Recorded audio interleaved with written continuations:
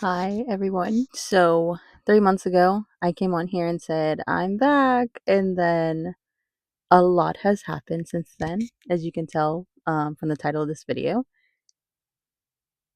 It's been rough, but we're getting through it. So, I wanted to come on here and kind of explain my story, spread awareness about this specific diagnosis that I have, and just share where I'm at. I'm going to start with my last trimester. Um, My last trimester was the roughest trimester. I found out a lot of stuff about my dad, and he's going to share his story one day. That is his story to tell. Um, but it was rough finding out some stuff about my dad going on with his heart. And ironically, a few months later, I found out I have a similar but different diagnosis than he does. And the light shut off. There we go. So my dad's going to tell his story one day, and I can't wait for him to tell his story. He's the reason why I have the confidence to even explain and share my story. His progress with everything that he's done has been amazing. He's amazing. But my story. So September 25th, I had my beautiful baby girl Nova. Very traumatically, I might add. Having a failed epidural was not on my bingo card for my birth plan, but that happened and we got through it. That's a whole other story. When we got home, I soaked up the newborn trenches. It was hard because I had minimal help, and it was because my fiance went and provided for us, and I'm so grateful. I'm so grateful. He went and worked continuously for us and provided for us. But I was alone in the newborn stages for multiple reasons. It was hard for anybody to come help, and it was a lot. So I was not expecting the preschool and newborn motherhood journey to be this hard, but it was hard. It's been 2 months now, and I'm still adjusting, and I'm adjusting. We're getting there. But yeah, it was a lot of sleep deprivation. And 3 weeks into my postpartum journey, I got sick. My whole house got sick, except for the baby, and I'm so grateful for that. I think that is the power and magic of breast milk, because she did not get sick at all while we were all like hacking our lungs out and everything. So I got really sick, and this made a cough that I've had for 7 months at the time get worse. And I still have the cough, but I'm cutting it out during editing because nobody wants to hear me hacking up along every 2 seconds. But it made my cough so bad that I could not breathe. I could not sleep. And if I laid back, I couldn't lay back at all because it would just be choking and coughing. It felt like I was drowning constantly. There were nights that I had to stack up a whole bunch of couch pillows and sleep like forward like that so that I could at least get a little bit of sleep in. Or I had to sleep on a chair in the daytime, and it was rough. It was rough. So I was already not getting sleep because I was waking up every 2 hours breastfeeding, and then I had the cough. I couldn't breathe. It was rough. It was hard. And at that point, I felt like just this overwhelming feeling that my body was failing me, and like I did not know at all what that like actually was. Eventually, I started taking albuterol treatments through a nebulizer, an inhaler, and those would help for like a few hours of the day, but it didn't take the cough away, and it was terrible. And I literally felt like I was dying. I know that it was God that got me through all of that because I don't understand how I got through all of that. It was a lot mentally, physically, emotionally. There was times like I couldn't even speak or even express to Sabali what was happening or going on. Like he knew, and I would talk to him when I could, but I didn't even have the breath to even speak about what was really, really happening to the extent that it was. And the week of Halloween, that's when it got really bad, and I was just winded doing everything. He realized that I couldn't speak. He would say, "You can't even like speak without breathing heavy or like breathe taking deep breaths in." Like he would notice that. And I'd be like, "Yeah, it's normal. It's fine. I'm pretty sure that's just like my asthma or whatever. So I just couldn't do anything. Anything that I tried to do just made me tired and winded, and I couldn't breathe. I had to sit down. And I've had so many panic attacks before. It felt like a panic attack, and I thought I was just having multiple panic attacks a day, like not being able to breathe, and I think that would send me into a panic attack, and I'd be crying and not being able to breathe even more. It was a whole cycle. The day of Halloween, I went to urgent care, and that doctor checked me. He said I was fine. He checked my lungs. He said I was okay. He could prescribe me some type of, I think, amoxicillin and some other thing for a cough. But my heart rate was high, and he said you were prescribed a beta blocker. You need to take that beta blocker. I didn't take that beta blocker when it was prescribed to me a few weeks prior because one, I was terrified of the side effects. I've always been anti-medicine, anti-pharmaceuticals, anti-doctors. I just loved going the natural route no matter what, and I always looked at doctors, any pharmaceuticals as people, like greedy people that just want to take your money. And I can admit, I was wrong. Every single doctor I've met, every nurse, every medicine I've had, I'm so grateful for at this point. And all the medicines that have helped my family members, my dad especially, like, I'm grateful for the medicine. I'm grateful that we've had doctors that actually cared about us enough to prescribe the medication and to actually like diagnose us and try and figure out a plan for us to stay alive in this world and thrive in this world. My anti-pharmaceuticals and anti-doctor thing went away. It went away. But anyways, that was a little tangent. But the beta blocker. I was scared to take the beta blocker because of side effects. I knew that it was going to make me exhausted, and I was just scared to take medicine in general because I've never been on any type of prescription. I've heard of all of the commercials where they're like listing all the side effects, and it's like, oh my gosh, there's that many side effects. How can anybody take this?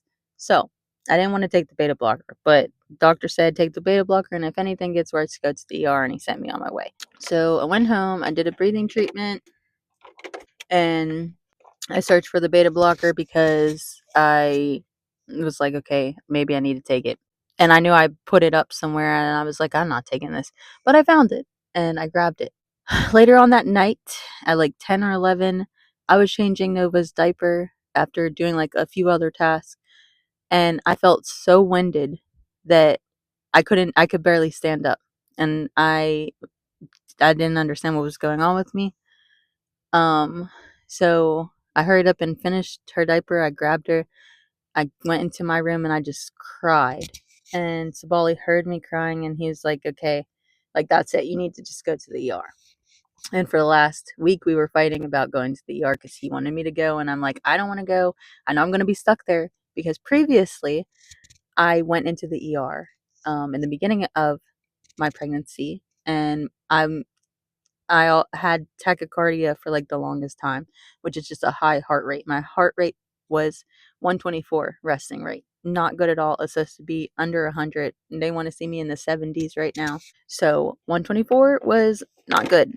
They admitted me before because of the tachycardia, so I knew they were going to admit me again. And it was the weekend, so I was like, I'm going to stay there. I didn't want to stay there. I'm like, how am I going to feed the baby? Like, we got to do this and that. I wasn't thinking about myself at all. I was just thinking about what I have to do around the house and everything. But Savali forced me, and I'm so grateful that he forced me. So he told me, you're going. And I didn't even have the breath to even argue and say no. I was just like, whatever, and started crying and getting my stuff packed because I knew I was about to be in the hospital for a while.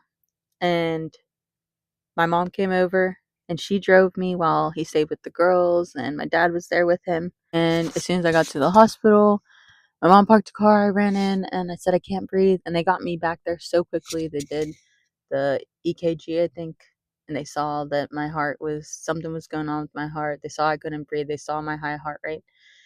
They saw all that, and they put me in a room as fast as possible, and they started me on fluids, and then they began blood work.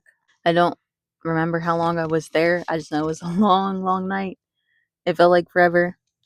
And it was test after test and then fluid after fluid. And after we would get back tests, we would actually just look on ChatGPT before the doctors even explained anything, because they didn't explain anything till a little later.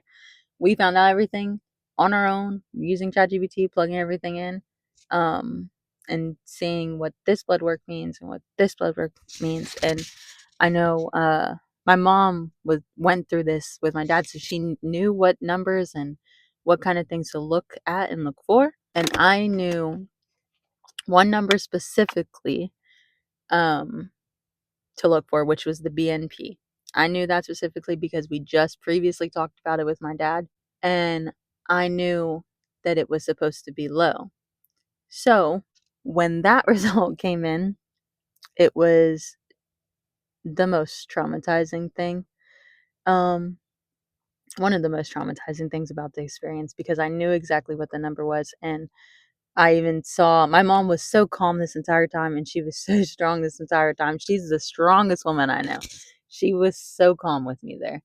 But like that was the one time I seen her kind of like look at it like kind of in a panic, but not, she didn't show it. She did try not to show it. But I know inside, like I felt it. The BMP is I don't know if I'm saying this right. Brain natriuretic I don't know how to say it. Natriuretic peptide. BMP. This number explains the stress going on with your heart, like how much stress might be going on with your heart. It's supposed to be under 100. In April, when I came in and they checked it, thank God they checked it, it was under 35. This time it was in the 3000s. So we automatically knew, okay, something is wrong with my heart. And we started Googling and researching, ChatGPT, and like what it could be. And my mom, the whole time, she was just so reassuring, like, it's gonna be okay, everything's gonna be all right, it's fine. And she was actually the one who first even brought up the word peripartum cardiomyopathy, postpartum cardiomyopathy, PPCM. She brought it up. I heard it from her mouth first before like any of the doctors or anything like that. And at first I was like, it's not that, because it's probably chronic and this, it's genetic and all that stuff. Which it could be, and it could be genetic and everything like that too. But she was saying it as like this kind of could be the best case scenario, and it's still really bad. It's still a really bad scenario, but it could be the best case because it could I could recover from it. I could get better from it. Um and it's just from postpartum, and it seemed like that's what it was. So it's still like one of the most daunting things that could happen to someone. But yeah. Let me explain what PPCM is. It's a rare heart condition where the heart muscle becomes weakened and enlarged during the last month of pregnancy or up to 5 months after delivery, and this could lead to heart failure, with symptoms including shortness of breath, fatigue, and swelling in the legs and ankles. And the exact cause is unknown, but factors like hormonal changes, genetics, and preeclampsia are believed to play a role. So my symptoms were that like I had a shortness of breath, I had fatigue. I did not know that I had swelling in my ankles and legs like I did, and in my shoulders and my belly. Like I just thought that was like postpartum weight and just postpartum things, but I had swelling and fluid there. And then coughing is even a symptom. Having to like be upwards instead of laying back is a huge symptom of uh, heart failure. And all this time, all I just remember all that time thinking that this was just normal. It was normal postpartum stuff. It was sickness stuff because we had the virus. I just kept telling myself to push through because so many women before me have done this. Like, I should be able to do this. I'm not weak. I don't understand why I feel so weak. Like, I just kept trying to push through. But I'm so grateful that Sabali forced me to go to the hospital because we caught it pretty early, earlier than other people do. And I'm grateful for that. I'm thankful for the doctors and the nurses that got me stable enough to leave within 5 days. There's people that stay in there for months. There's people in there that have this diagnosis and they need a transplant and they need different machines and they got to stay longer and surgeries and all that. But we were able to catch it in time. And I was able to become stable while being in the hospital and be able to leave. I just want to urge anybody who might even think that they have it postpartum, like have PPCM or heart failure, to look at the symptoms and advocate for yourself if you need to. Thankfully, I didn't have to fully like just advocate for myself. They did everything that needed to be done, and I'm grateful for that. There's some people who have to fight for they have to fight for that. And one day, 1 week, 1 month, a few hours could literally make a difference. So if you know somebody that might be going through that postpartum or even at the end of pregnancy, like they might be going through something similar, um, definitely try and have them reach out to a doctor and get checked. But back to the hospital, we got the BNP number, the all the other numbers, X-rays, scans, um, an echo, and they saw I had fluid around my lungs. My left side of my heart was swollen, and my EF, which is the ejection fraction, was 29%. It said 25% to 30% on the echo, but I heard a nurse say 29%. So I've been saying 29%. So that's the higher end of it. So my heart is pumping at 29%, and a normal pumping heart pumps at 55 to 70%. So they diagnosed me with congestive heart failure due to peripartum cardiomyopathy. And to hear that you have heart failure literally 15 days before your 29th birthday, like it didn't even turn 30 yet. It was rough. It was rough. It was one of the absolute hardest things that I ever had to hear in my life. Um, I just thought about the girls, and I thought about like I didn't even get married yet. We've been engaged forever and we didn't even get married yet. And I want to live a long and beautiful life. How can I do that with heart failure? Your heart that pumps all the blood to your body. Like how am I gonna live with this? All the worst case scenarios came into my head, and it was rough. And I still obviously have those moments. This literally just happened to me. Um, it literally just happened to me. So I'm still dealing with those moments. But I have my family, I have God, I have my friends, and especially Sabali. He's been there through like all of this, and I'm so grateful for him. I'm grateful for him.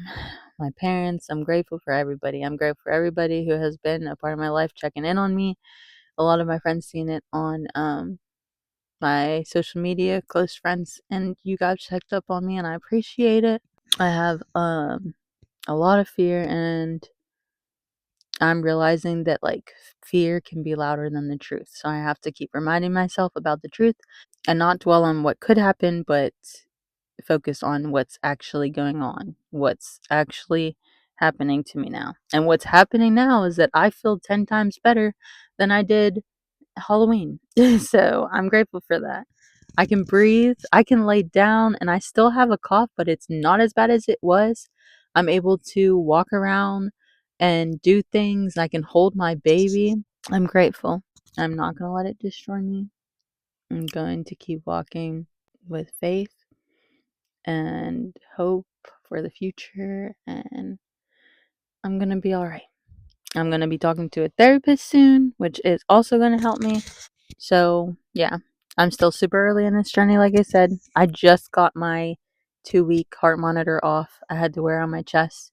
I'm currently wearing a defibrillator, wearable defibrillator, the life vest. Anybody who has an EF of 30% or less has to wear it just in case. If you were to pass out or have, um, what's that called?